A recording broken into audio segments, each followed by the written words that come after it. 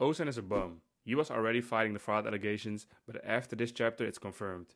That man is a bum. Ain't no way that Riboku got you running again. I just can't believe it. There's just no way that you're getting bamboozled like this. This was supposed to be your get back season. Your second big fight against Riboku and you're performing like this? Oh nah. And I really like Ousen as a character. I really had high hopes for him because he was hyped as a character as well. But this is just a sad, sad sight to see. In the beginning of the war, that man said, "Oh shit, I didn't really expect that," about two of the most important parts of the war. He was already manifesting his L because ain't no way, bro. That shit had me heated. The Heishin unit always plays an important part in the war. How is it that your genius mind could not think of the fact that Riboku would try to lure them away from the battlefield? In my mind, there's just no way that you did not account for that. And the thing is, it would be a very different story if it was about a commander who didn't have the experience that Ousen has, or wasn't hyped the way that Ousen was hyped to us as readers. But we're talking about a man who was talking about creating his own kingdom and was hailed as a genius on the battlefield. There's just no way, bro. He must be trolling all of us because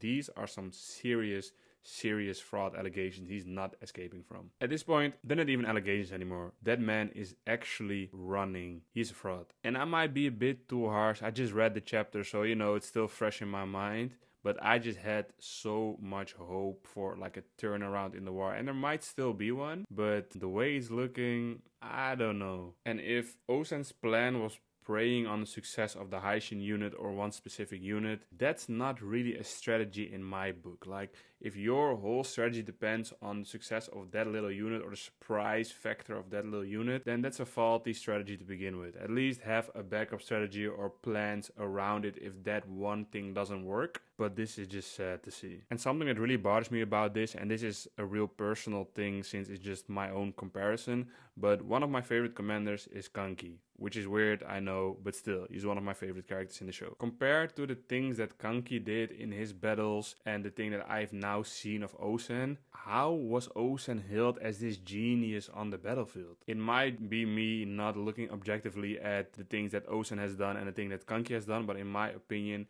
Kanki has done a much better job than Ousen has. At least up until now. And maybe it's not Ousen's fault or Kanki's fault. Maybe, just maybe, it's just Riboku who's way too smart for them. Whether I like his character or not, you gotta give him the fact that he's holding his own in every war. Is it historically accurate? Probably not, and don't quote me on this, but I read somewhere that Riboku was supposed to meet his dad at a much earlier point in time, but it's fun to read anyway. I was really hoping to see Riboku actually take this L in this war, so I'm very disappointed in what I've read up until now, and trust me, Ousen is not beating these fraud allegations anytime soon. He has to bring a major W to the kin side for him to redeem himself from this BS because he is actually running. I can't believe this. Let me know in the comments what you guys thought of the chapter.